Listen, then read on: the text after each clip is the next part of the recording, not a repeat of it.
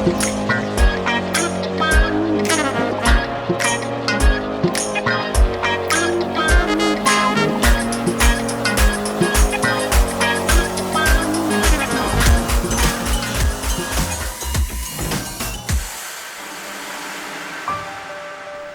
my name is Obuobia Darko-Opoku. It's another Saturday and time for Pause for 3 Reloaded, my 30-minute Saturday morning discussion. Pause for 3 Reloaded is proudly brought to you by FlexiPay, Endless Possibilities. And you can follow my presentations every Monday and Thursday at 7 a.m. and on Saturdays at 8 a.m. on Facebook at Pause for 3 and on YouTube at Pause for 3 TV. This morning, I have with me my elder sister, Auntie Mary, to discuss and help us know how we can take a hold of ourselves when we are confronted with certain situations. Mrs Mary Amoah is the founder of Klicks Africa Foundation. She's a proud mother of an adorable daughter with autism and has recently started a school for children with autism, which is a blessing for these children and their parents. Auntie Mary is one of the change makers in our society and who deserves to be celebrated. You're welcome to Pause for 3 Reloaded. Thank you, Obuobia. I am happy that you found time off your busy schedule to join us. You had what others would have considered a difficult situation with your daughter. And as it turned out, you did not stay locked up in a corner, but you brightened your corner, that of your daughter, and you are now a blessing to other parents and their children. Can you summarize that situation for us?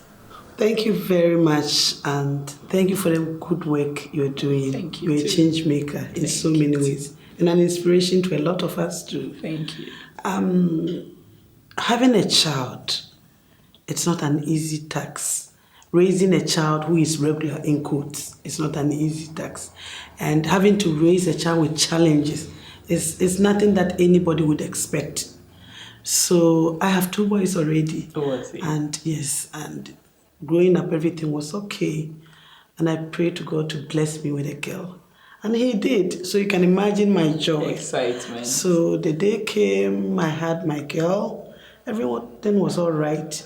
We came home a year after. She was talking, and then, she walked. Everything, all the milestones was okay. Everything was normal. Everything. Then I remember around 2 years, she would say, Mama, Dada, menmunsu. Menmunsu means I want water. I remember these 3 very, very well. And then just before she turned 3, I noticed that the words she used, to say, she wasn't saying them anymore. Other things that I saw was she would usually want to quell to herself. She would flap her arms, look at things from the corner of her eye. She would not give you very good eye contact. She wanted to play by herself. So, I'm a teacher, and I compared some of these things that she was doing at the time to that of my boys and other kids that I've seen. There wasn't anything like that. So immediately I thought, something wasn't right, especially when she suddenly stopped saying the few words that she had started. So she stopped saying the mama, the dada. Yes, I was worried. And more importantly, at age 3, you would have to, children would love to play with other kids. And I saw her wanting to play by herself. So that was another no-no for me. But nothing, absolutely nothing. I didn't know about autism. I wasn't thinking about anything, of that sort. So 3, she wasn't talking. Then the behavior was getting difficult. 4, she wasn't potty trained. 5 years. So I was like, no, I need to pause. Something isn't right here. At this time, I had also visited a lot of hospitals, and no one told me, my child is on the autism spectrum. And all they said, you're just a worried mother. Enroll her in a mainstream school. She would talk. She would be fine. And then I started getting reports from the teachers because, children are 3, 3.5, they would have been potty trained. Exactly. So 4 years, 4.5, and you have a child not talking, not potty trained. Those 2 were worried to most of the teachers. And so maybe immediately they might not say it in your presence, but once you're away, like, why is she not potty trained? Why is she not talking? And it became a bit difficult for me. So I started seeking support. Obviously, if you're in my shoes, you might have thought Jamobimpo didn't say, you know, spiritually, maybe something might have happened. So I started praying as my first point of call. I did pray, I did a lot of acquaintance. You ended up asking God a lot of questions. I tell you, you know, even at that time, not that there wasn't anything at any form of disability. So for me, it was just like a child who I just stopped talking. So exactly. I wanted my daughter to talk. And so I prayed, I did everything, and nothing was happening. So did you at one point in time feel as if God had forsaken you for this third child? At a point, yes, but I think it was kind of, I was confused. So I remember this one very well. Somebody walked into me and said, I should go to Achimota Market around 6 o'clock when everybody had, you know, closed from, you know, from selling. And then the pieces of food on the, you know, on the tables, I should just pick them up, go and cook that and give to my daughter. Spiritually, what that means is that her destiny is not in competition with any other. So if there's anybody doing something spiritually, that, you know, for somebody to eat from the floor, you know, like people don't do that. Exactly. So it wasn't normal. Yes, and I did that. I just want to stress on the fact that when you are frustrated and you're going through some of these things, you sometimes do the unthinkable. Exactly. The second one that actually I did pause for a moment was, there was this pastor at trade fair. And so I went there with my sons. And a lot of these places when I was going, I never told my husband because, you know, he was like, it'll be fine, you know, she's going to be fine. So I went there and the pastor prayed for me. Then he gave me 3 handkerchiefs. And then he said at 12 a.m., you know, just before 12, I should just go to the bathhouse, use the white handkerchief, the first one, you know, and then I'll bath my daughter with it, you know. And then when we are done, we should walk back to the bedroom, you know. Naked? No, not naked, but, you know, with from back, like... behind? Behind. That was very difficult because I'll be holding her hand. And you were also going to walk? Yes, backwards. Backwards. Yes, so, and we are not to fall anyway. So we did the first one was excellent. The second day was excellent. Now the third day, I don't know what happened. Maybe I miscalculated myself. I felt and said, Asamasa, because we are not supposed to look at. So the 2 days is already, we've done that. The third day was supposed to be successful. So the whole thing was... Anyway, nothing happened. So at that point, I said no. And this was almost like 6 years. So here you are with a daughter not talking, you know, not playing with others, flapping arms, very hyperactive, not sleeping at night, shouting, and all these behaviors. And nobody is telling you anything. I want to ask you about the kind of comments that you got from neighbors, from fellow parents and stuff like that when you went to church, and some reactions that you got when people simply thought that your daughter was out of order. I stopped going to church, but I stopped going to church because sometimes people would ask you questions that you don't have the answer. Mind you, even at 6, I had not gotten any diagnosis. So for me, it's just a child growing and then something has happened, which I'm trying to find the solution. I think the one thing that really did strike me, that made me even stop going, was we had an anointing service. And, you know, during Christmas anointing service, you lined up, they put the anointing oil on you, and I never knew about autism. I didn't know about sensory issues. We all, you know, have some level of sensory issues. And so when the oil touched her forehead and then she had all this oil around her, she didn't feel very comfortable. So she started wiping off and all that. And, you know, in Ghana, anointing oil touching and people thought, oh, the spirit in her, you know, it's not in conformity, something with the spirit of God. So you heard the comments? Yes, so, you know, I had somebody actually walking to me and say, don't you think she needs deliverance and all that? In fact, at that point, because I felt, if anything at all, if I go anywhere at all and I'm not, you know, accepted, it shouldn't be the house of God. You know, so when that happened, and then got some people who were around talking, that I said, okay, that was it. You know. And Once we stopped going to church, and this is where I really praise my husband, we formed our own church. At home? Yes, at home. So we stay at Achimota School, and on Sundays, my husband, myself, and my sons, plus my daughter, will go to the Achimota forest. My husband will preach, then my daughter and my sons, myself, we are the congregation. We will sing, dance, and then we'll finish and we'll come home. And this continued for a while. And note also that at that time, I had not had the diagnosis. And then finally, I went to a Catholic school in Sunyani in the 80s. And at that time, there were Peace Corps volunteers that were teaching us. One of them, Laura Mock, became a very close friend of mine. So she had come in to visit. It was actually her who, for the first time, mentioned that, Mary, is your daughter always like this?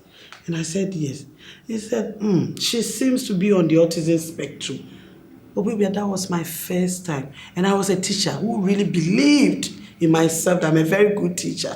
So sometimes you ask yourself, if you who is exposed to, information can be this ignorant, how much more someone at the village who doesn't know anything. So when she said, I said, what is it? Speak English to me. What are you talking about?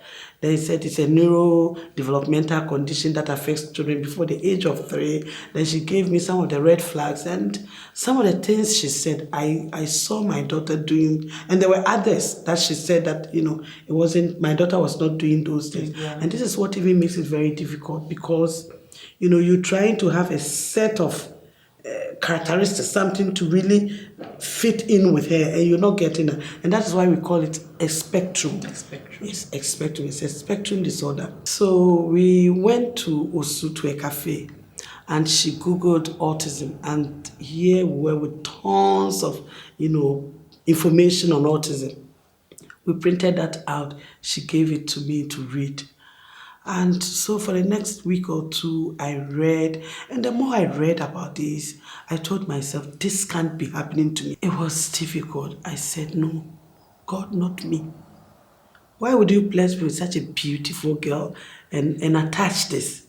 It can't be. And even though all the information, everything I was reading is managed, it's not curable. That was the part that really, it hit you. Yes, it was too difficult. How could you, God, how could you? And why me? Why me? So at that moment, the acceptance wasn't there. It was difficult for me to come in terms with. So the best I could do for myself was not to go anywhere. I started avoiding. I remember very well, at that time I was teaching at a school in Jolu.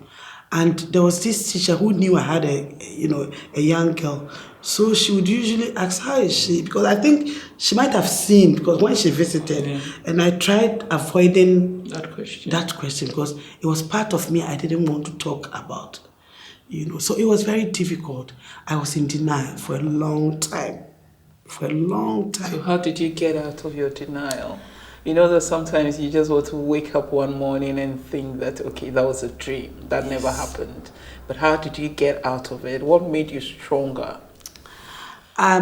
So around that time, when I started reading, I joined 52 Facebook groups for mothers of children with autism.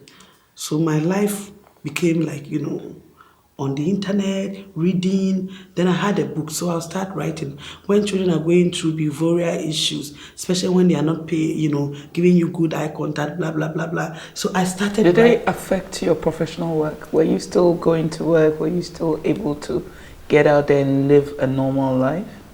Initially, it was difficult because I was asking for permission. So throughout a month, sometimes I'm absent for about a week. It was affecting my work.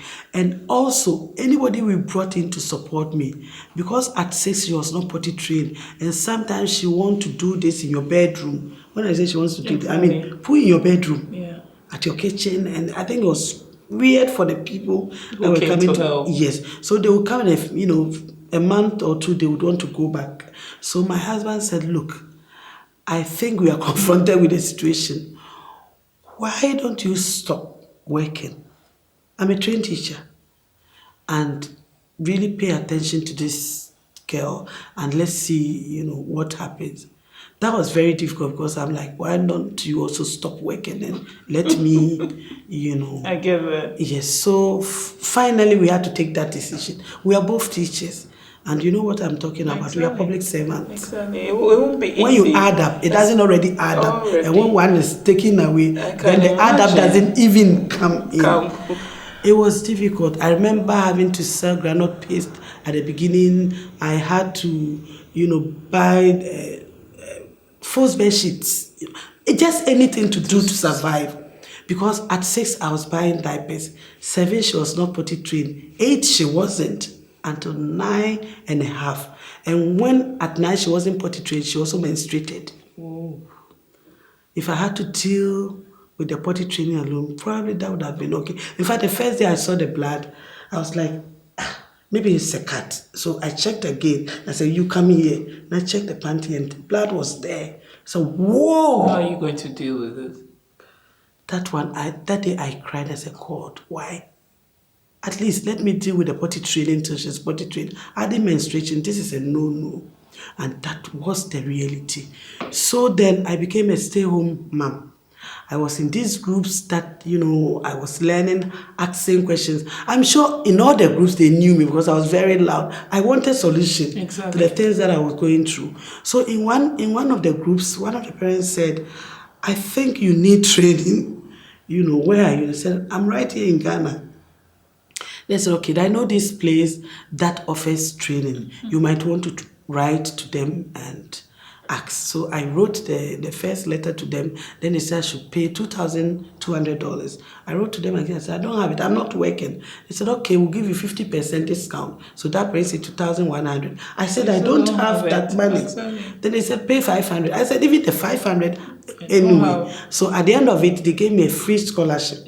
I needed to get my ticket and go. I did fundraising, that wasn't enough. I went straight to Delta. At that time, there was a man called Pakushan. And I'm sure if he's listening, he knows me very well. I said, look, give the ticket to me on credit. I'll go and come back, I'll pay. I'm just letting you how I was very frustrated. I needed answers. In fact, that was the point when I went to the States and I met, I think we were about 88 parents at the Autism Treatment Center of America. And then they were sharing there. So at that moment, I saw that I was not alone. But even before... Did that give you some relief?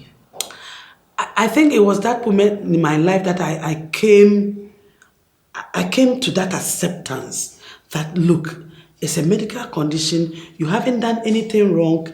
It is okay to have a child who is different. Society is going to say whatever they want to say, but you are in control of your feelings. You decide what affects you and what does not. Because you cannot go around explaining to people why your child is doing.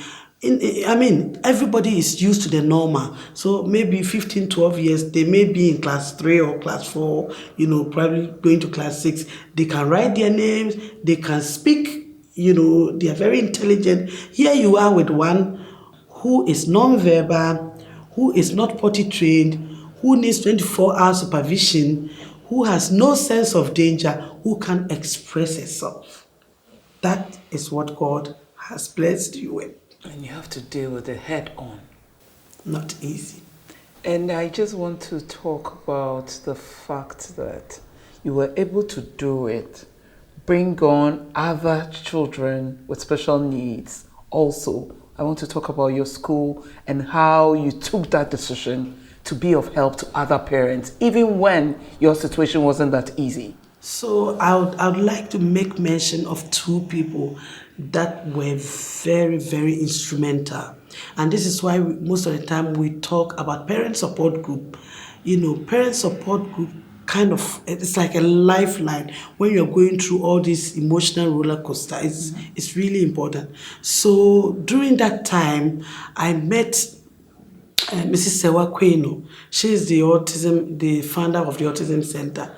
In fact, the day I went there and I saw a lot of the children like my daughter, I said, whoa, this one is difficult. I actually saw a young guy in a helmet because he was always injuring himself. I think he was always wanting to hit the head. So they had put on a helmet. that was a breaking point for me. Then you for knew that your situation was even... Yes, but it was difficult. Why would anybody live like this?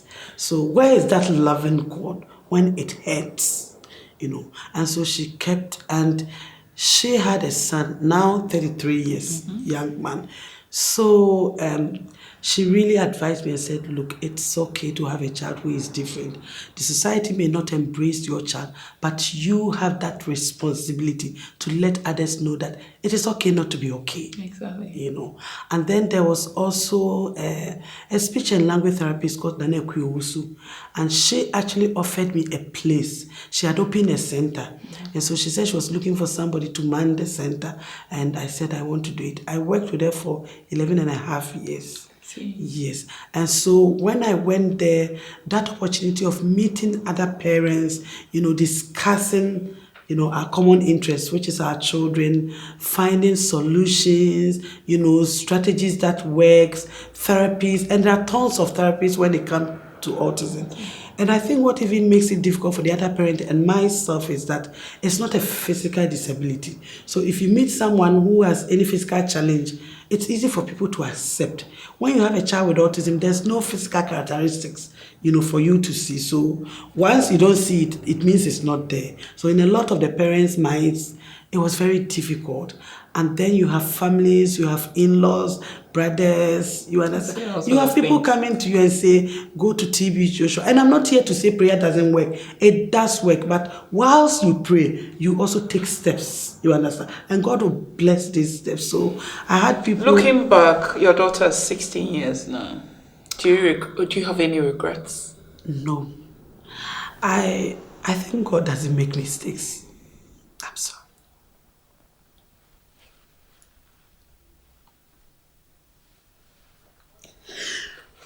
He doesn't make mistakes, and I don't see my daughter as a mistake.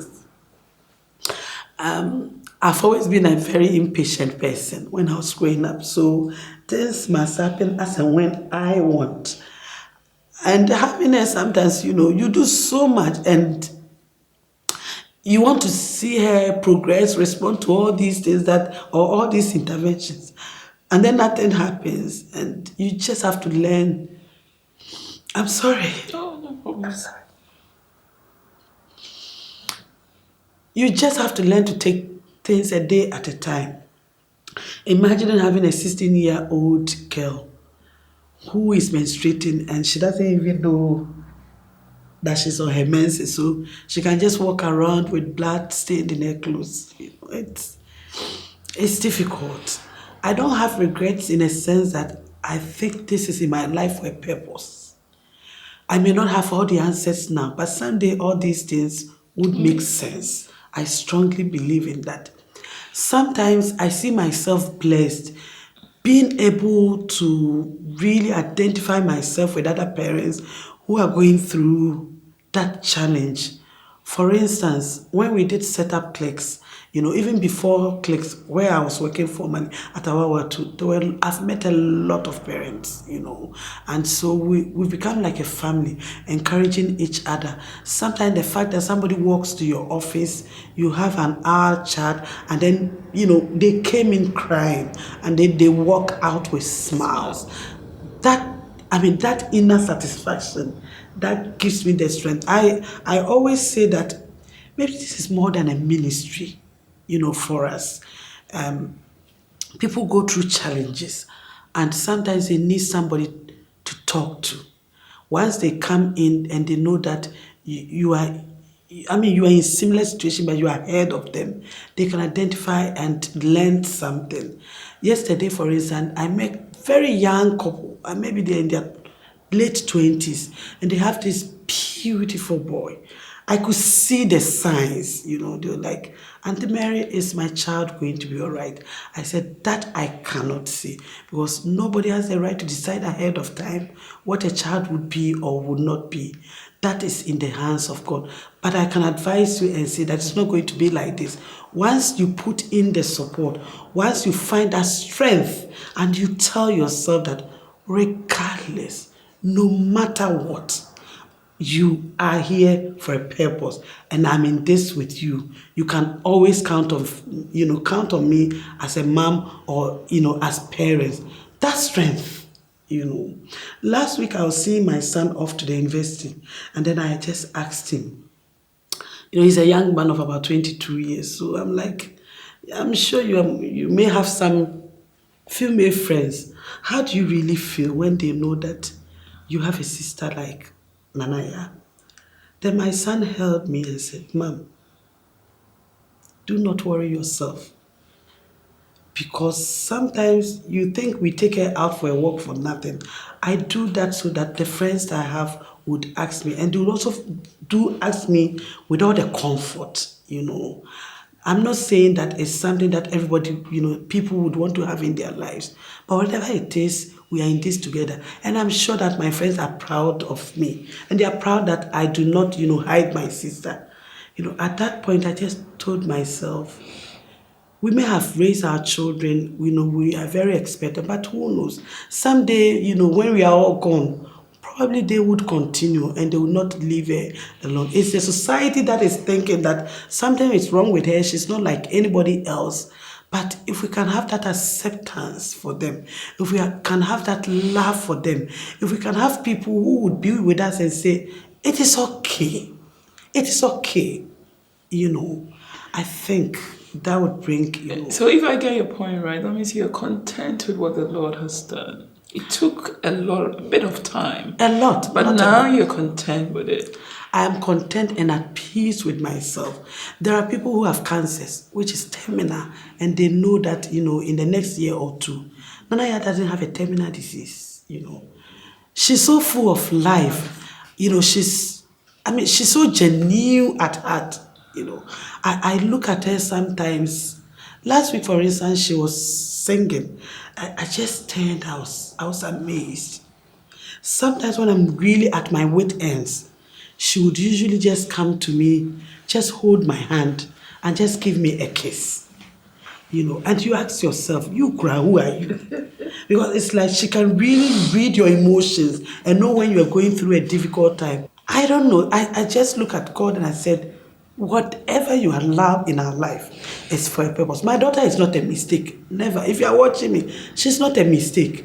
I may not have the answers. She may not be a doctor. But trust me, she's here for a purpose. Whatever that purpose is, I'm sure that God in His own time. Now she's very calm, so we don't deal with the behaviors that, we had to deal with. She got potty trained at 9 when I least expected it. Now she's even beginning to talk to us. So now she's saying the mama, she's saying dada, she'll say where she's saying. I watch her on Facebook. I see that she's trained to use the cutlery. She's able to eat on her own sit, and these are things. And I have come to that point in my life to really learn to appreciate the little things. So there are people out there complaining because they are poor, they don't have the money. And sometimes we look at the other blessings that we don't really, for instance, a child calling you mama, a child hugging you, a child having a conversation. A big deal. That's a big deal for me, you understand? But these are things that come on a regular basis for other parents. And so they don't see that as a blessing. I'm still praying to God. I strongly believe that Nanaya is going to get married someday. She's going to have children. She's going to be the best version of herself, that God wants her to be. For now, God is using me as an instrument to bring the best out of my daughter. It's never a mistake. Not only your daughter, but I know that for the millions who look up to you, for those of us who are always watching your page and looking at the things that you do with your daughter. The last time I saw her when she went modeling, and I was so excited how she did it beautifully. All we want to say is that may the Lord be your strength, and as long as you live, may He Himself protect you and give you the strength to face each day as you work for your daughter and you work for other parents. He Himself knows what He's doing, and I'm sure that at the end of the day, it will all make sense. Thank you very much for your time. I wish we could continue this conversation, but time is not our best ally. Thank you very much, Auntie Mary, for your time on Pause for 3 Reloaded. I'll do well to have you on another show very soon. I'm sure season 6 or make time for you. And thank you to my viewers for joining me on this drive through season 5 of Pause for 3, proudly sponsored by FlexiPay, Endless Possibilities. Please don't forget to subscribe to my YouTube channel, Pause for 3 TV, and follow me on Facebook and Instagram at Pause for 3 TV, and enjoy my presentations. Thank you.